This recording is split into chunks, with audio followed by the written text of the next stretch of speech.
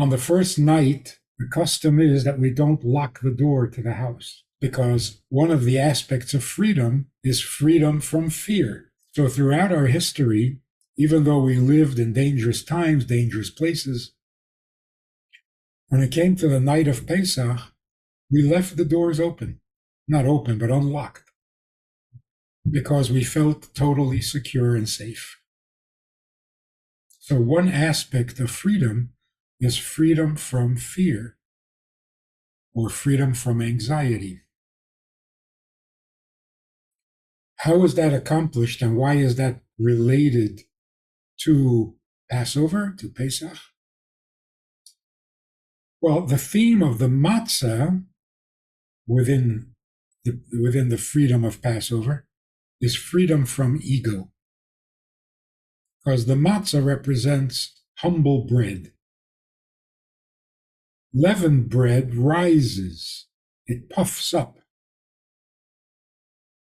Same ingredients, just more air. Whereas the matzah, we bake it up before it has a chance to rise, to puff up. So the matzah represents humble bread. In fact, that's the food that the Egyptians fed their slaves. It was very cheap, very quick to make, very easy, and very filling. So it kept the slaves working. So it's definitely humble bread. Humble means free of anxiety that comes from ego. Because there is legitimate anxiety, like worried about what's happening in the world.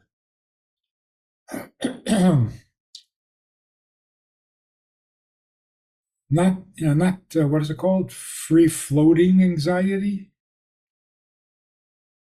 Like anxiety about everything. There is legitimate anxiety. Parents have legitimate anxiety watching their kids grow or hoping their kids grow.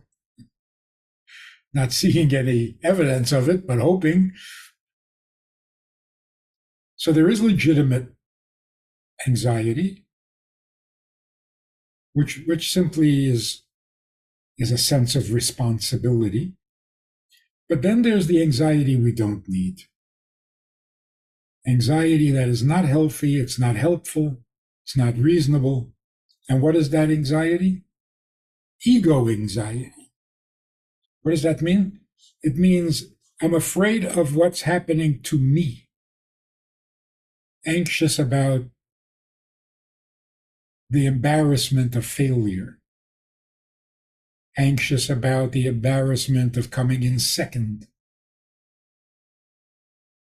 In other words, anxious about my own standards, my successes, my position in my family, in my society. He loves me not. That kind of anxiety is simply because we're overprotective of our pride. And that is such an uncomfortable, miserable kind of anxiety. The solution to that is the matzah. You eat the humble bread and you don't allow the ego to dictate.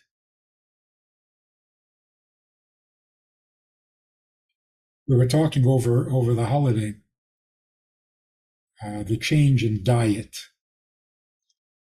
Why are so many mitzvahs, so much Jewish ritual related to food?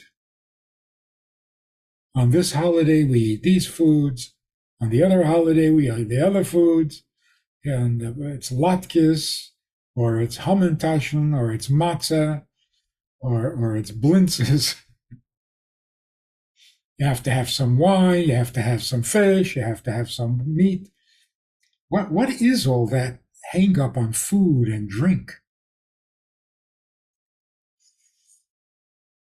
There's a very, very powerful and positive, necessary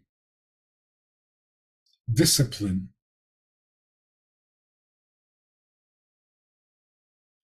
We've gotten into the habit of obeying our bodies.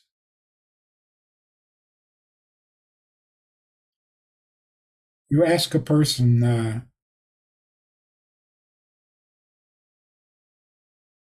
how many meals do you have per day?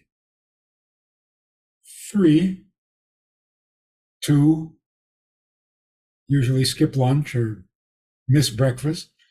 So it comes down to 2 meals. And how often do you snack between meals? I don't know. Depends if there's something there, if there's something tempting. You eat when the body feels like it. You sleep when the body feels like it. You even go to the bathroom when the body feels like it.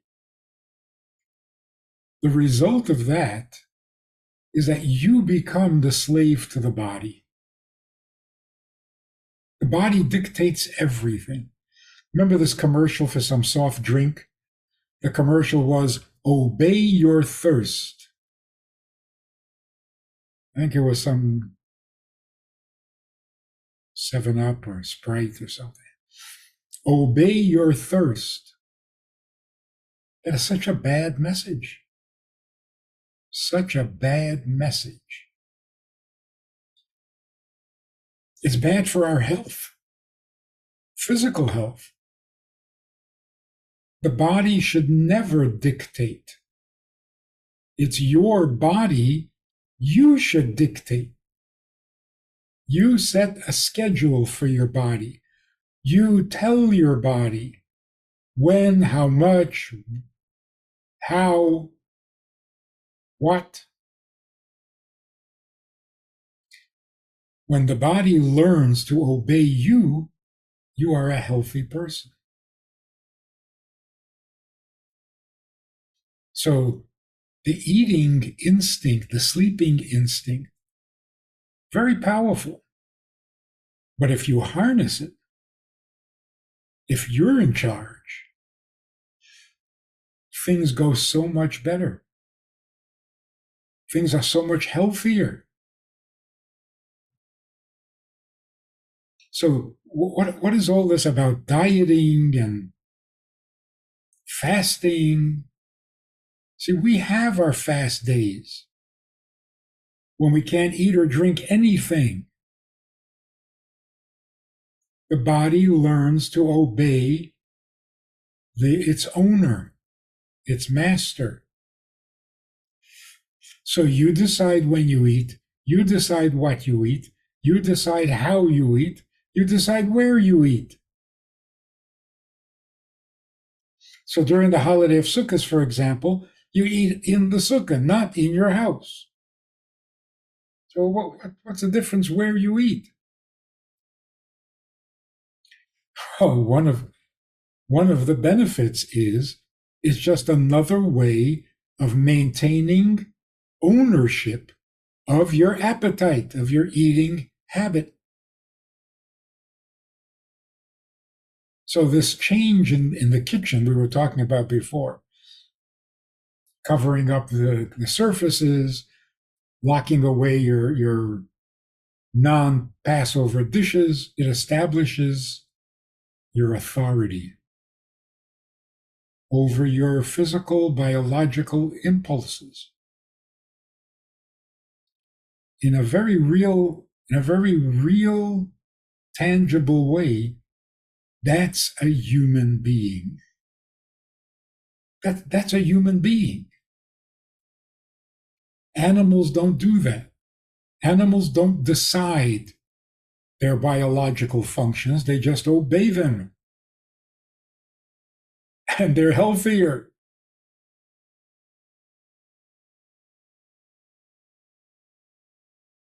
But a human being can't obey the body has to obey the human being. That makes the human healthy.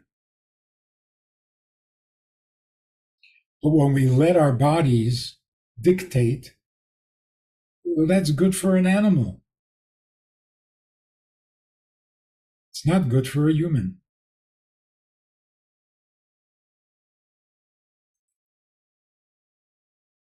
In a sense, that's true of the ego as well. Obviously, we can't be without an ego. Because without an ego, we have no identity. But your ego serves you, you don't serve your ego. So just like a person who has lost control of his appetite and will eat anytime the mood grips him, and will drink whatever there is that is tempting, unhealthy, same is true with the ego. You use your ego because it's yours. You're the boss. But when the ego starts dictating, then we have Freudian problems. So the first thing that helps get rid of anxiety is the humility that the ego senses when you take charge. An ego that is out of control, that has no restraints, is not a healthy ego. Maybe a big ego, but it's not a healthy one. So humbling the ego by letting him know who's boss takes away a lot of anxiety.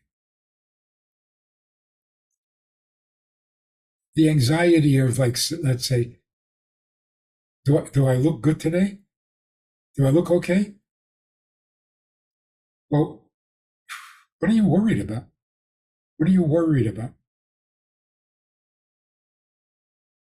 You're not looking your best. Why is that a concern? You're not in a beauty contest. It's okay to not look your best. What's wrong with that? That's pure, unnecessary ego. You look fine. Get on with your life. I mean, it gets really ridiculous when you're ashamed to drive a certain car because it's not as fancy as the neighbor's car.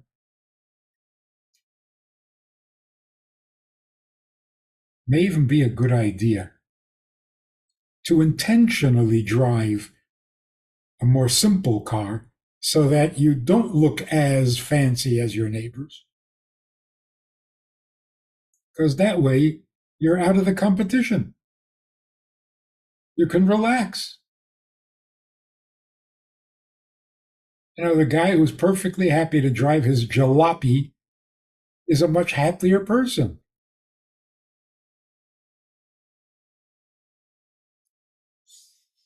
Most people say when they buy a new car, they're so relieved when they get the first dent or the first scratch, because now they can relax. The car is not pristine anymore. Okay, that anxiety is over. So we need to relax about ourselves. And how do we do that? We spoke about this once. It's a fantastic subject. When a person says, for example, I don't know if I have what it takes. Do I have what it takes? I stay awake at night worrying about that. Do I have what it takes? But you stop a person and you say, what exactly do you mean by what it takes? What it takes for what? It's so open-ended. It's so undefined. I don't know if I have what it takes. What it takes to do what? To get to work? To do your job? To be a mother? To be a husband? What exactly are you worried about? The good news is God created you for a reason, gave you a particular mission in life. In order to fulfill that mission, God gave you a certain set of talents and put you in certain circumstances, in certain contexts, put you in a certain family, in a certain community, in a certain century, equipped to do what your mission calls for. So if you were to ask, do I have what it takes to fulfill my purpose for which God created me? The answer is, of course. God wouldn't send you on a mission without giving you the tools to do it. You have what it takes. You do.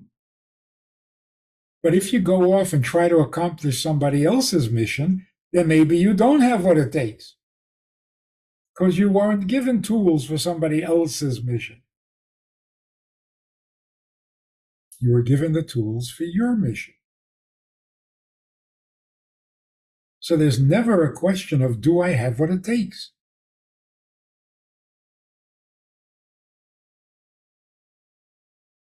God doesn't handicap us in our mission. And that's why people who have serious handicaps, the Rebbe often said, they are special souls. They can accomplish their mission with fewer tools. Some don't even need to use their legs, and they can accomplish their mission.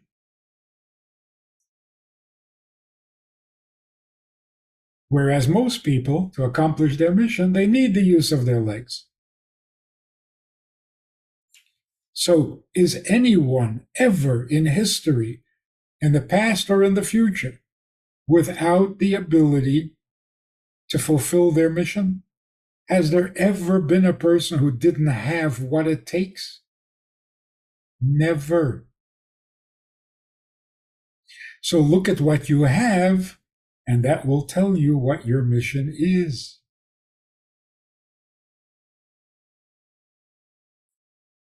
So instead of asking, do I have what it takes? You have what it takes. Figure out what it is you're supposed to do with these talents or gifts or abilities that you have. A lot better than feeling anxious.